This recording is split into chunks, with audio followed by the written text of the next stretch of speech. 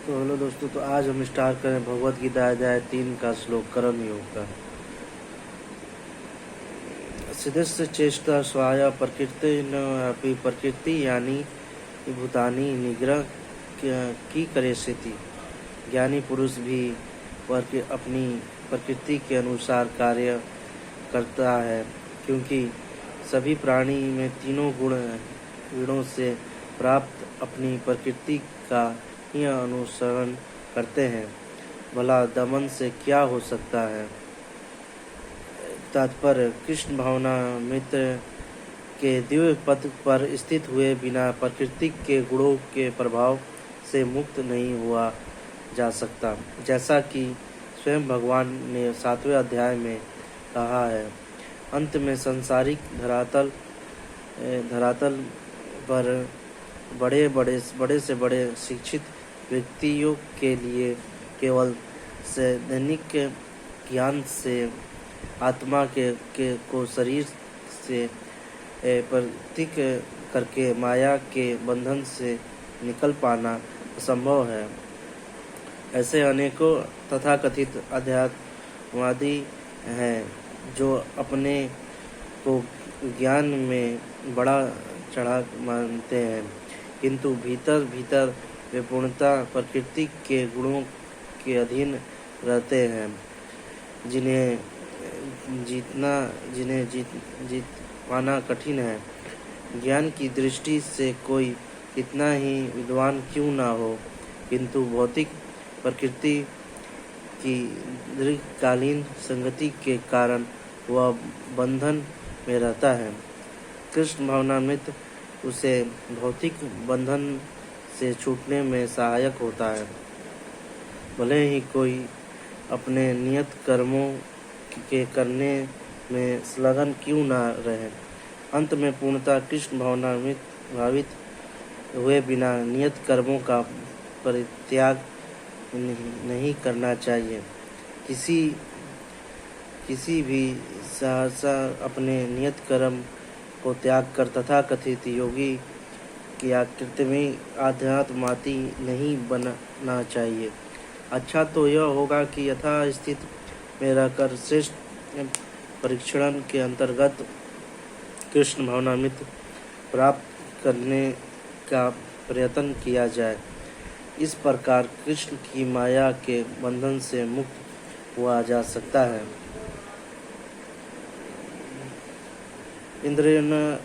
इंद्रियस्य यासो रग्वेशो यासित्य तयोन वसमत गच्छते हासाय परिथ मैथिनो।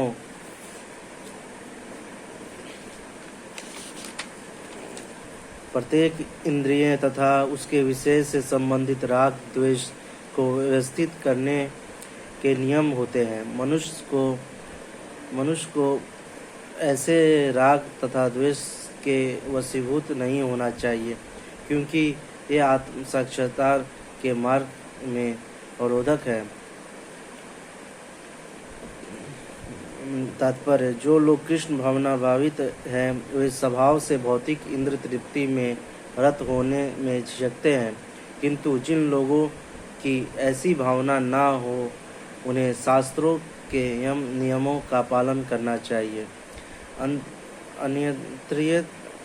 अनियंत्रित इंद्रिय भोग ही भौतिक बंधन का कारण है, किंतु जो शास्त्रों के नियमों का पालन करता है वह इंद्रिय विषयों में नहीं फंसता। उदाहरण: यौन सुख बुद्ध जीवों के लिए आवश्यक है और विवाह संबंध के अंतर्गत यौन सुख की छूट दी जाती है। शास्त्रीय आदेशों के अनुसार अपनी पत्नी के अतिरिक्त अन्य किसी स्त्री के साथ यौन संबंध वर्जित है। अन्य सभी स्त्रियों को अपनी माता मानना चाहिए, किंतु इन आदेशों के होते हुए भी मनुष्य अन्य स्त्रियों के साथ यौन संबंध में स्थापित करता है। इन प्रवृत्तियों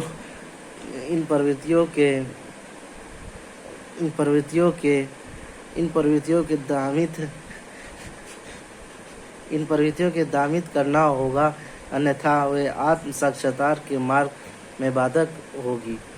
जब तक ये भौतिक शरीर रहता है तब तक शरीर की आवश्यकताओं को यम नियमों के अंतर्गत पूर्ण करने की छूट दी जाती है, किंतु फिर भी हमें ऐसी छूटों को नियंत्रण पर विश्वास नहीं करना चाहिए।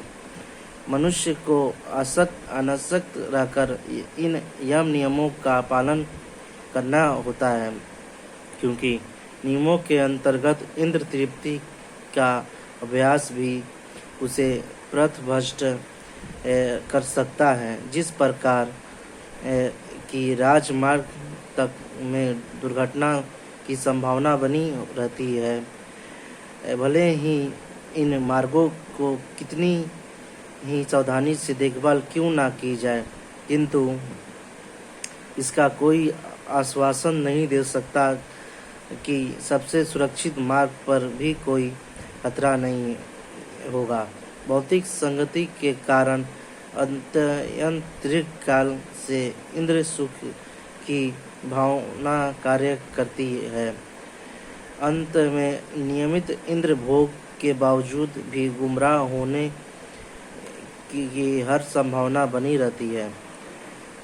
अंत में सभी प्रकार के नियमित इंद्र भोगों के लिए किसी भी आसक्ति से बचना चाहिए, लेकिन कृष्ण भावना मित्र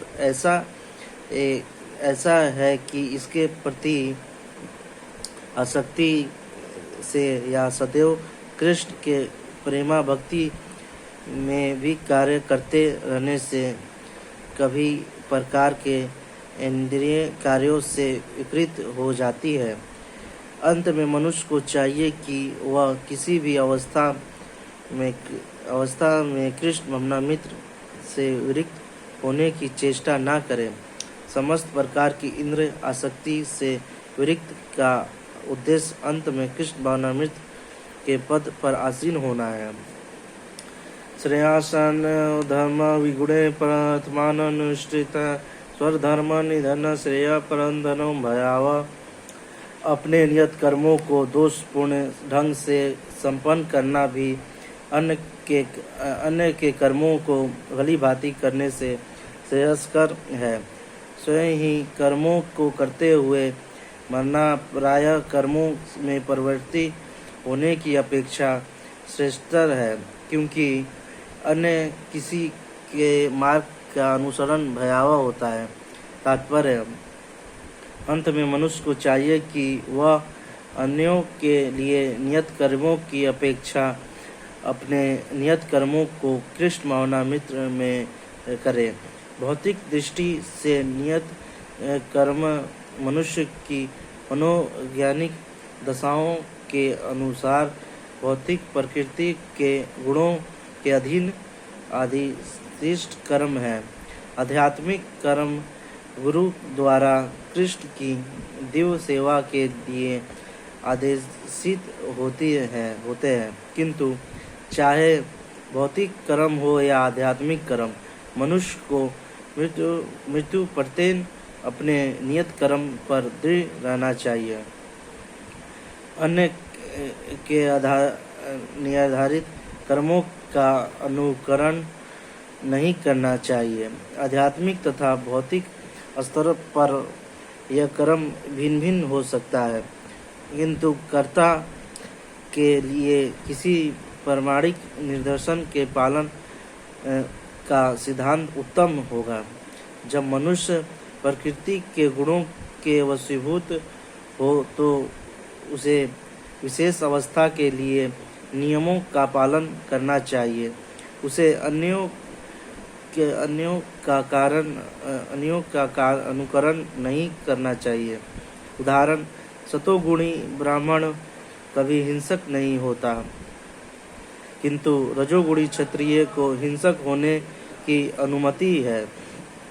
इस तरह क्षत्रिय के लिए हिंसा के नियमों का पालन करते हुए विनष्ट होना जितना ही श्रेयस्कर है, उतना ही अहिंसा के नियमों का पालन करने वाले ब्राह्मणों का अनुकरण नहीं।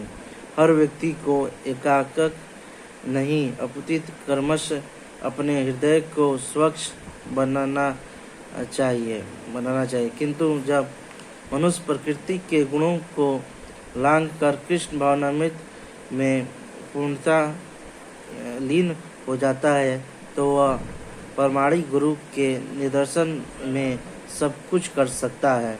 कृष्ण भावनामृत की पूर्ण स्थिति में एक क्षत्रिय ब्राह्मण की तरह और एक ब्राह्मण क्षत्रिय की तरह कर्म कर सकता है। दिव्य अवस्था में भौतिक जगत का भेदभाव नहीं रह जाता। उदाहरण विश्वामित्र मूलतः क्षत्रिय थे किंतु बाद में वह ब्राह्मण हो गए। इसी प्रकार परशुराम पहले ब्राह्मण थे किंतु बाद में वह क्षत्रिय बन गए। ब्रह्मा में स्थित होने के कारण ही वे ऐसा कर सके। किंतु जब तक कोई भौतिक स्तर पर रहता है उसे प्रकृति के गुणों के अनुसार अपने कर्म करने चाहिए। साथ ही उसे कृष्ण भावनामृत का पूरा बोध होना चाहिए।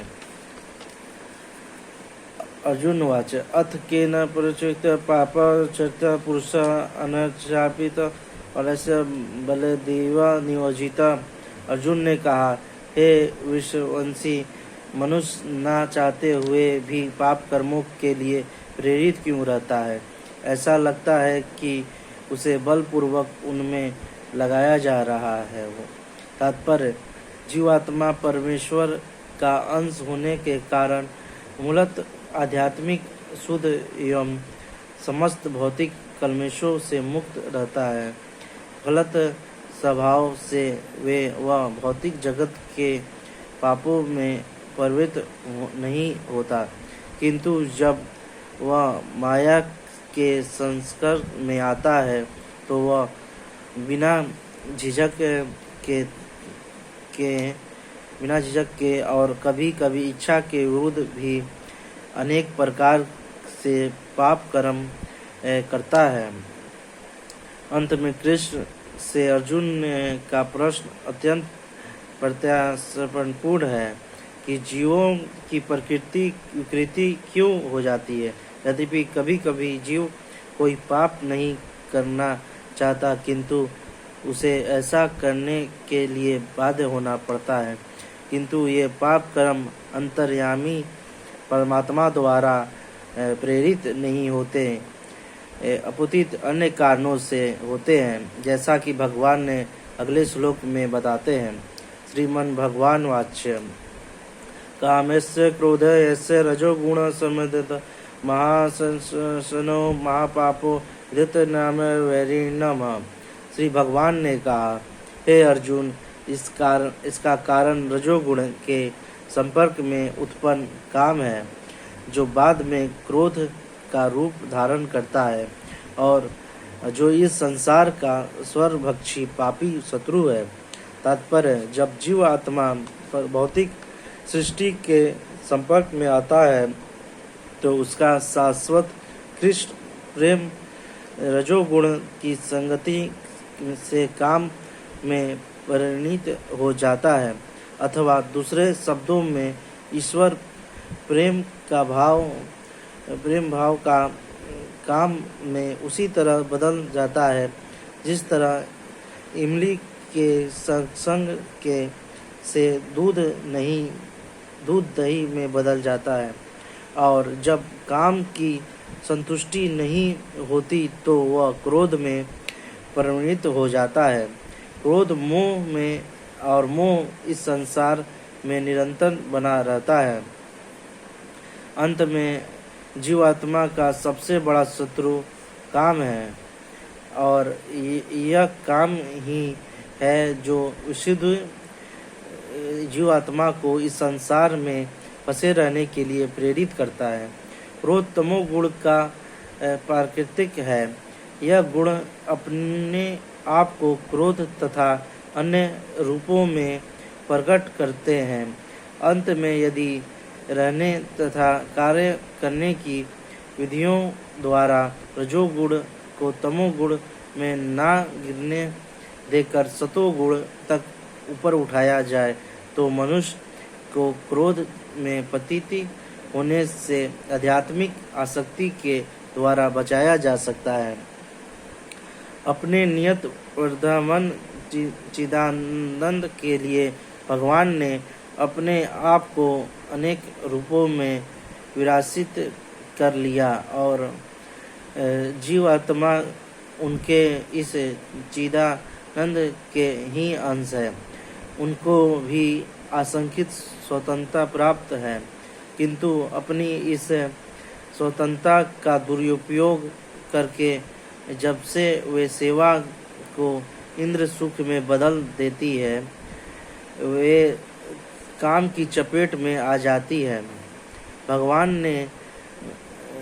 ने इस सृष्टि की रचना जीवात्माओं के लिए इन कामपूर्ण रुचियों की पूर्ति हेतु सुविधा प्रदान करने के नियमित की, और जब जीवात्मा दीर्घकाल तक काम कर्म में फंसे रहने के कारण पूर्णतः उब जाती है, तो वे अपना वास्तविक स्वरूप जानने के लिए जिज्ञासा करने में लगती है।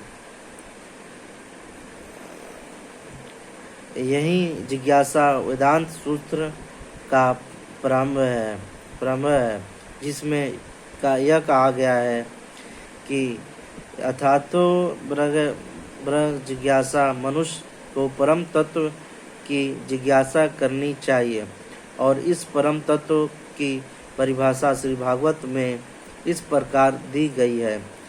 जन्मास्य यतो निश्चिता, सारी वस्तुओं का उद्गम परम ब्रह्मा है। अंत में काम का उद्गम ही परम ब्रह्मा से हुआ है।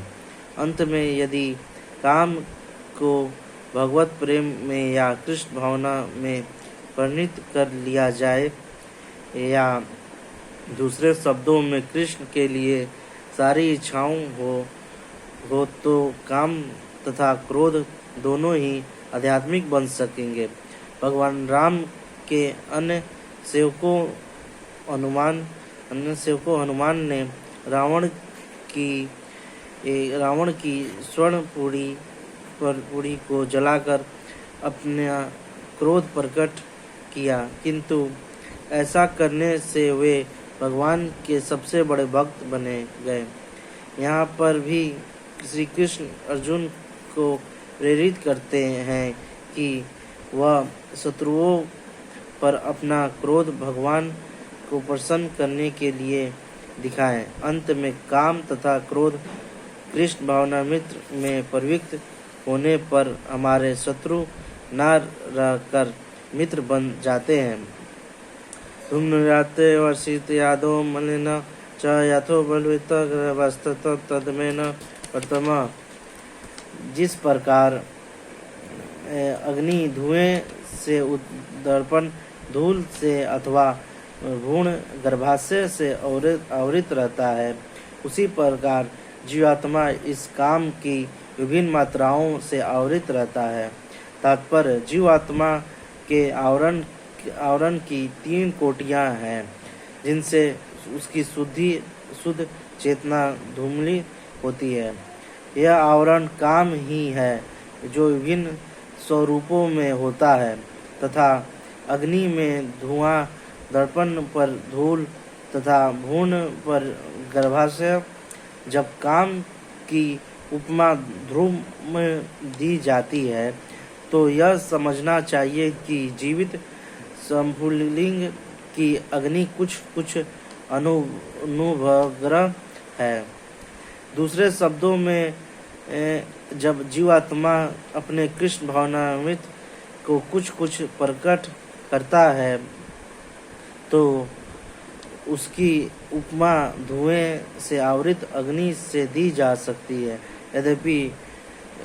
यद्यपि जहाँ कहीं धुआं होता है, वहाँ अग्नि का होना अनिवार्य है, किंतु प्रारंभिक अवस्था में अग्नि की प्रत्यक्ष अभिव्यक्ति नहीं होता। यह अवस्था कृष्ण भावनामृत के शुभारंभ से जैसी ही है। दर्पण पर धूल का उदाहरण मन रूपी दर्पण को अनेकान आध्यात्मिक विधियों से स्वच्छ करने की प्रक्रिया के समान है। इसकी स्वर श्रेष्ठ विधि है।